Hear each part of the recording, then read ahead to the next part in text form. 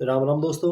हम आज पढ़ेंगे उससे आगे, यानी पहले चतुर्थ भाव सुख भाव तक बता दिया गया था। अब हम पंचम भाव से चलेंगे, सुख भाव से।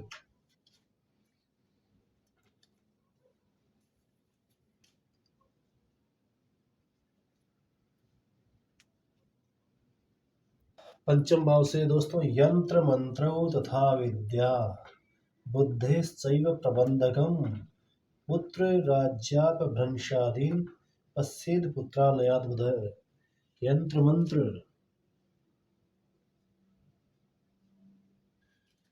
यंत्र मंत्र, विद्या, बुद्धि और प्रबंधन, पुत्र, राज्य अपभ्रंश यानी राज्य से च्युति, राज्य से निवृत्ति यानी राज्यों का विनाश आदि का विचार पंचम भाव से किया जाता है।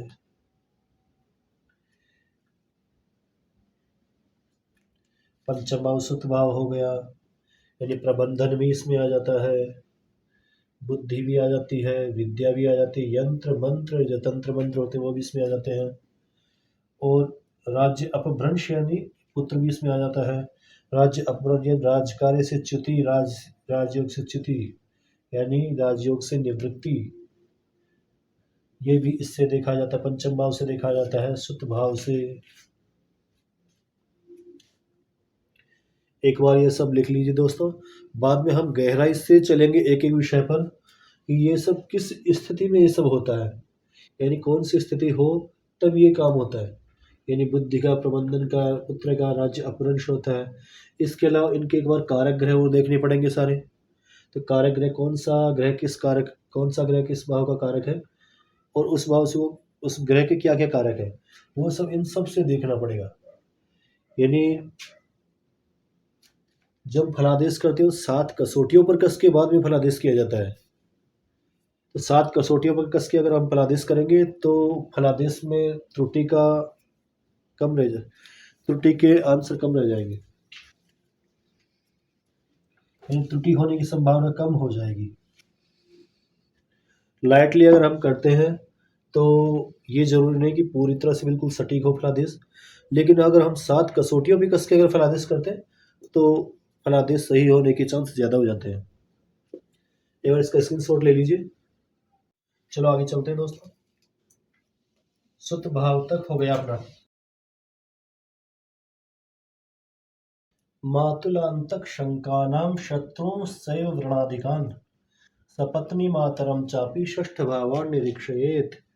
मातुलांतक, मातुल मामा, अंतक यमराज, शंकानाम शंका, शत्रु शत्रु, व्रण आदिकान व्रण चोट वगैरह, कोई घाव वगैरह, निशान वगैरह, सपत्नी मातरम दूसरी माता, इन सब का विचार षष्ठ भाव से किया जाता है।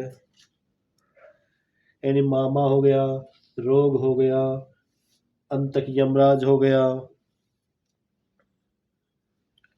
व्रण कोई, और सपत्नी यानी विमाता अपनी दूसरी माता सौतेली माँ हो गया। इन सब का विचार षष्ठ भाव से किया जाता है। कई जगह ऋण का भी विचार किया जाता है इनसे, कई जगह ऋण का भी विचार इसी से किया जाता है, छठे भाव से। अंतक इसमें है, मातुलांतक इसमें दोस्तों अंतक में थोड़ा शंका है। अंतक का मतलब यमराज होता है,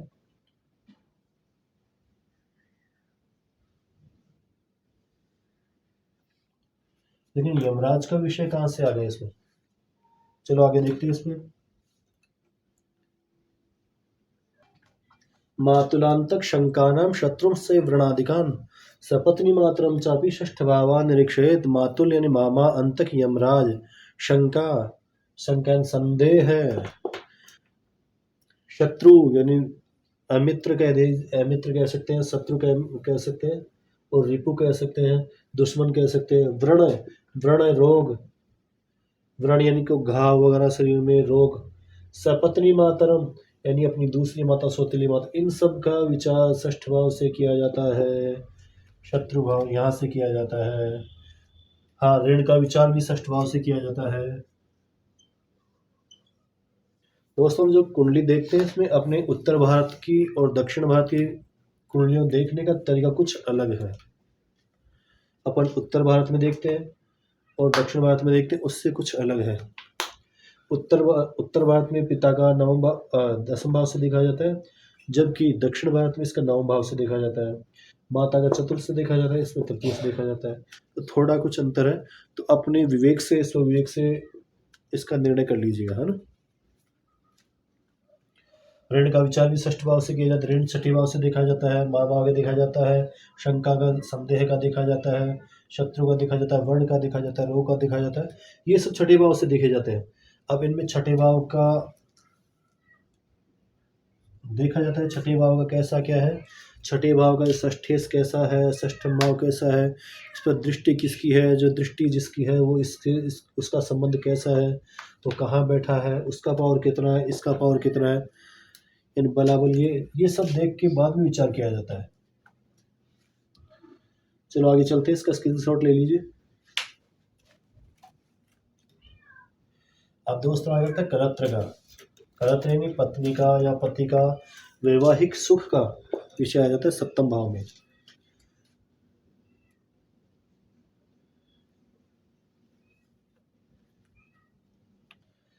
सप्तम भाव का है दोस्तों कलत्र का, कलत्र यानी पति पत्नी वैवाहिक या विवाह, विवाह से संबंधित वैवाहिक सुख।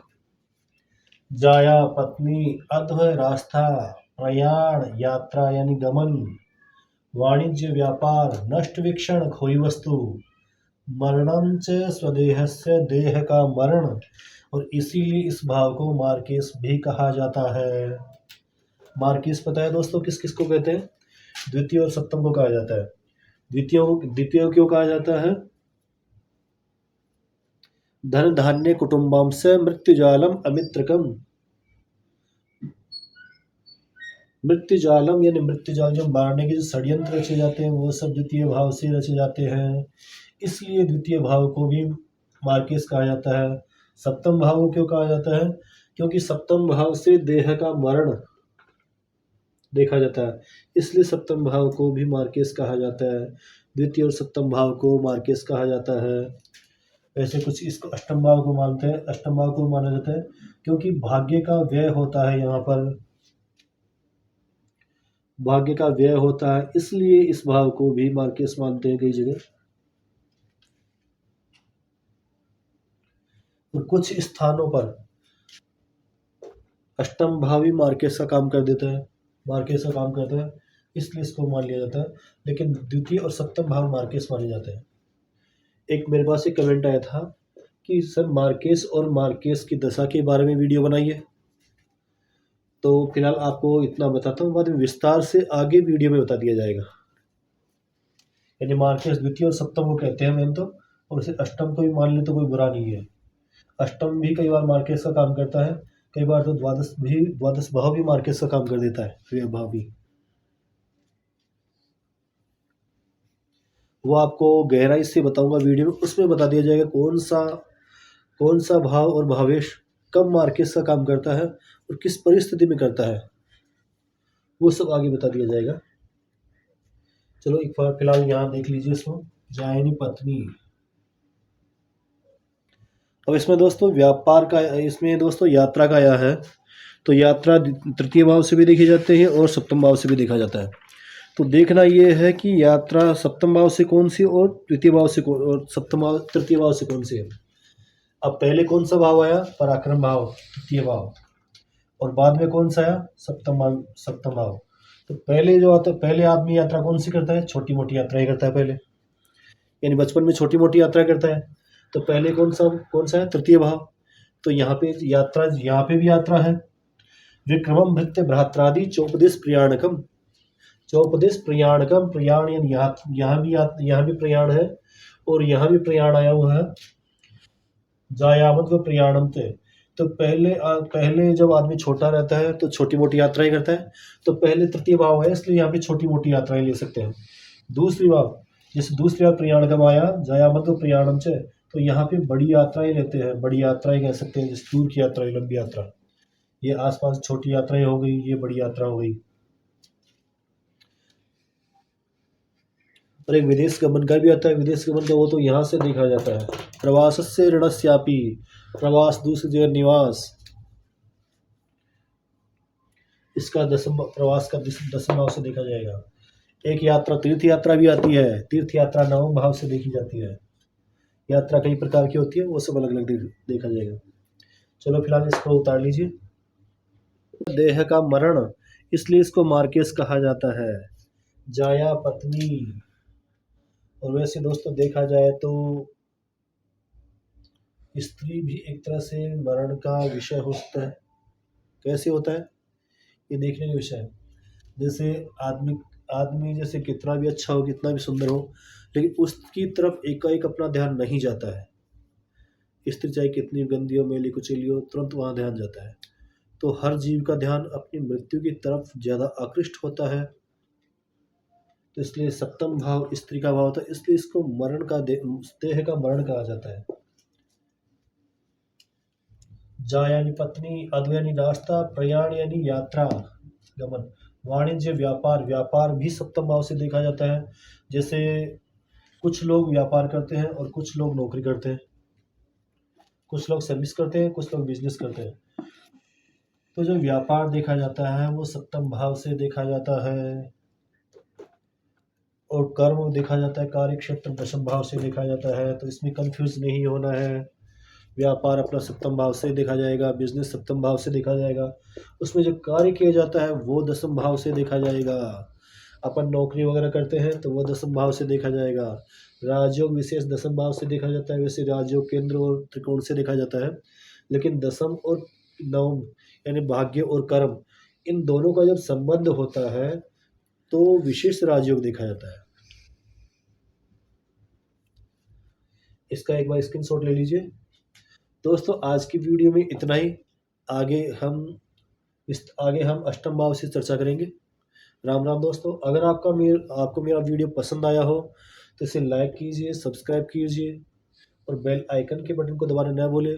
और दोस्तों कमेंट ज़रूर कीजिए, कहाँ क्या है जो कमी आपको महसूस होती है वो कमेंट के द्वारा बता दीजिए। और जहाँ आपको अच्छा लगा हो वो बता दीजिए। आगे क्या वीडियो है, क्या वीडियो डालना है, क्या वीडियो डालना है, इस वीडियो में क्या कमी रह गई। और जैसे आपको कौन सा पार्ट, किस पार्ट में कोई दिक्कत हो तो वो बता दीजिए। इससे हमें सहूलियत रहेगी।